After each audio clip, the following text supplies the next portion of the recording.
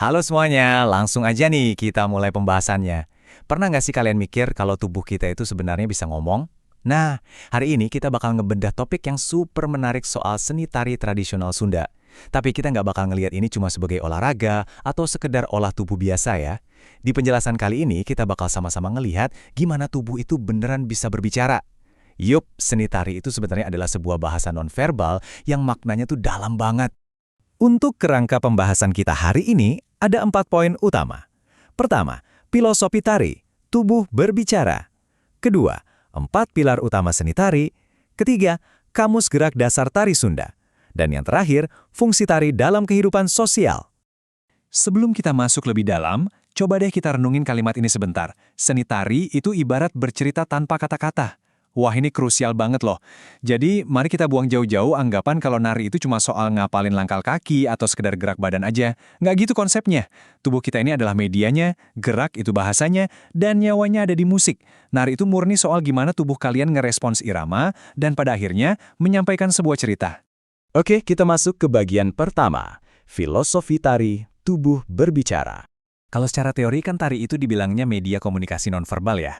Tapi kalau di budaya Sunda, gerak tubuh ini sebenarnya adalah cerminan langsung dari adab atau etika masyarakatnya itu sendiri. Kalian perhatiin deh, gerakan tari tradisional Sunda itu kan sifatnya ekspresif banget dan ngalir gitu aja. Kenapa coba?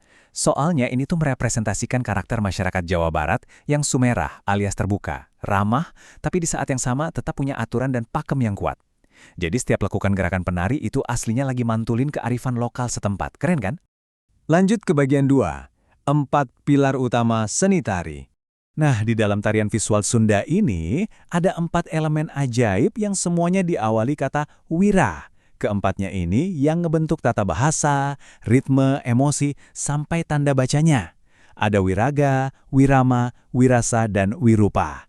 Buat bisa benar-benar menguasai seni tari, seorang penari itu wajib banget, mutlak hukumnya, buat mengharmoniskan keempat pilar ini secara sempurna tanpa celah. Coba kita bedah satu-satu ya. Yang pertama kita punya aspek wiraga. Boleh dibilang ini tuh aspek fisiologis atau tata bahasa fisiknya lah. Wiraga ini nih nuntut kemampuan fisik penari buat ngedapetin bentuk gerak yang presisi. Di dalamnya termasuk postur, koordinasi anatomi dari ujung kepala sampai ujung kaki, terus volume ruang gerak misalnya gerakannya tuh ngelebar luas atau malah nyempit, dan yang gak kalah seru intensitas tenaga. Tenaga ini harus diatur banget. Bayangin aja, Narika karakter Gatot Kaca pasti butuh tenaga yang super kuat, tegas, dan patah-patah kan? Nah kebalikannya, kalau tari lenyopan itu butuh tenaga yang lebih halus dan ngalir tenang aja gitu, kayak air. Pilar kedua yaitu wirama. Kalau ini urusannya sama aspek matematis dan ritmis. Di sini kita membandingkan irama flat yang ketukannya stabil dan ajak sama irama dinamis. Kalau irama dinamis tuh temponya bisa pelan banget, tiba-tiba berubah super cepat secara mendadak. Sering banget kan kita lihat yang kayak gini di tari jaipongan. Makanya, penari itu wajib banget punya insting telinga yang tajam sama ketukan kendang. Pas kendangnya bunyi plak. Nah, penari harus langsung nangkep aksen itu pakai gerakan sentakan kepala yang namanya kedet. Jadi sinkronisasi presisi antara tumbuh dan waktu itu benar-benar jadi kunci utamanya. Masuk ke pilar yang ketiga, ada wirasa. Ini adalah aspek psikologisnya. Konsep utamanya tuh disebut ngagandeng. Ini bukan cuma sekedar dengerin musik biasa loh, tapi ini soal gimana penari bisa benar-benar meleburkan batinnya sama musik itu sendiri. Penari harus bisa ngerasain seolah-olah getaran suara rebab sama gong itu keluarnya dari dalam tubuh mereka sendiri. Jadi catatan penting nih buat kalian, sehebat dan sesempurna apapun teknik raga atau ketukan ritmenya si penari, kalau dia gagal mentransfer emosi dan gak paham watak karakternya alias Wanda, wah percaya deh, semua gerakannya bakal kerasa hampa dan kosong banget. Pilar keempat yang menyempurnakan semuanya adalah wirupa atau visualnya. Kostum, make up, properti, ini semua fungsinya kayak topeng pertama penari. Ini tuh identitas yang ngasih tahu penonton siapa karakter yang lagi dimainin, bahkan sebelum si penari gerakin satu jari pun. Contohnya nih, riasan buat karakter gagah pasti dipasangin sama kumis tebal atau kumis baplang. Kostum juga ngaruh banget ke estetikanya, kayak penggulaan selendang atau sampur. Di Jawa Barat, atribut sampur ini vital banget, soalnya dia bisa ngasih ilusi seolah-olah gerakan tangan itu jadi lebih panjang dan elegan pas lagi diayunin. Kita melangkah ke bagian 3. Kamus gerak dasar tari Sunda. Sekarang coba kita bedah kosakata pergerakannya nih, biar bisa ngerangkai sebuah kalimat visual yang utuh.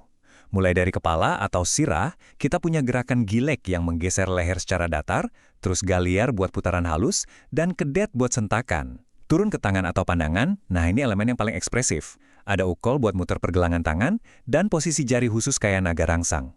Kalau untuk badan atau awak, ada gerakan bahu yang namanya odek, plus goyangan pinggul kayak geol yang halus banget, dan gitek yang ngasih sentakan.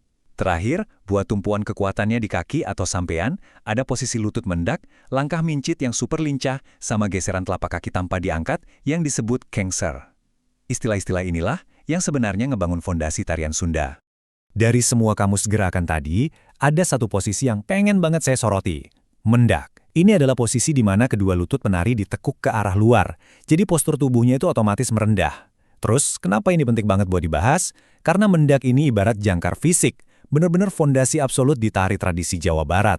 Posisi merendah ini wajib dijaga kestabilannya sepanjang tarian. Fungsinya jelas, buat mastiin keseimbangan penari, sekaligus menegaskan karakter dan estetika postur tubuh yang beneran pakem. Terus pertanyaannya, gimana dong caranya merangkai kosakata gerak ini di atas panggung secara seketika? Gini, coba kalian bayangin, ada seorang penari berdiri siap pakai kuda-kuda di posisi adik-adik. Habis itu, dia mulai merendahkan tubuhnya masuk ke fondasi utama, yaitu mendak. Tiba-tiba tempo kendangnya berubah drastis jadi gancang alias cepet banget. Secara otomatis, refleks saja gitu si penari langsung menyambung gerakannya ke mincit, mengeksekusi langkah-langkah kaki kecil yang lincah dan bergegas ngikutin ketukan. Momen transisi yang mulus inilah contoh nyata ketika tata bahasa tubuh sinkron banget sama matematika musiknya. Sekarang kita masuk ke bagian terakhir, fungsi tari dalam kehidupan sosial. Di Jawa Barat, seni tari itu punya peran kohesi sosial atau perekat masyarakat yang luar biasa kuat, dan ini menyebar ke 5 ranah kehidupan. Pertama ada fungsi upacara atau ritual. Ini yang usianya paling tua dan sifatnya spiritual banget. Contohnya kayak tari di upacara panen seren tahun buat ngungkapin rasa syukur ke alam. Terus tari juga dominan banget dipakai buat hiburan, sekedar pelepas penat. Ada juga fungsi pergaulan, di mana kadang penonton ditarik ikut nari ke atas panggung, yang otomatis langsung mencairkan sekat-sekat status sosial.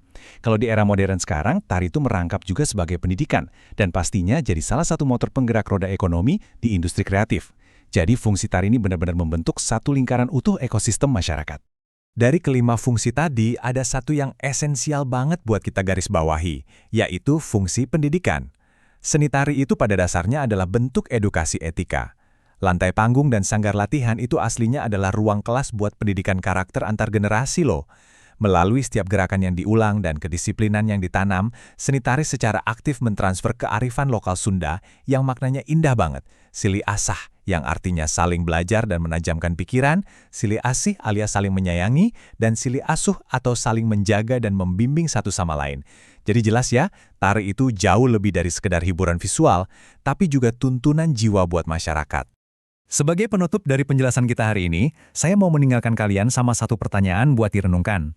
Coba bayangin, kalau ada seorang penari yang bisa mengeksekusi setiap gerakan fisiknya dengan sangat-sangat sempurna, 100% akurat on beat sama tempo musiknya, tapi pas kita tonton, penampilannya terasa kosong banget dan sama sekali nggak nyentuh emosi kita. Pertanyaannya, pilar mana nih yang kira-kira dia lewatin? Yuk, tebakan kalian benar. Jawabannya adalah wirasa. Ini jadi bukti nyata ya, pada akhirnya, sehebat dan selincah apapun tubuh kita bergerak secara teknis, kalau tanpa nyawa, penghayatan dan emosi di dalamnya, raga kita itu nggak akan pernah benar-benar bisa berbicara. Semoga sehabis dengerin penjelasan ini, kalian jadi makin sadar sama kekayaan bahasa nonverbal dari tubuh manusia. Sampai jumpa, dan terus rasakan iramanya.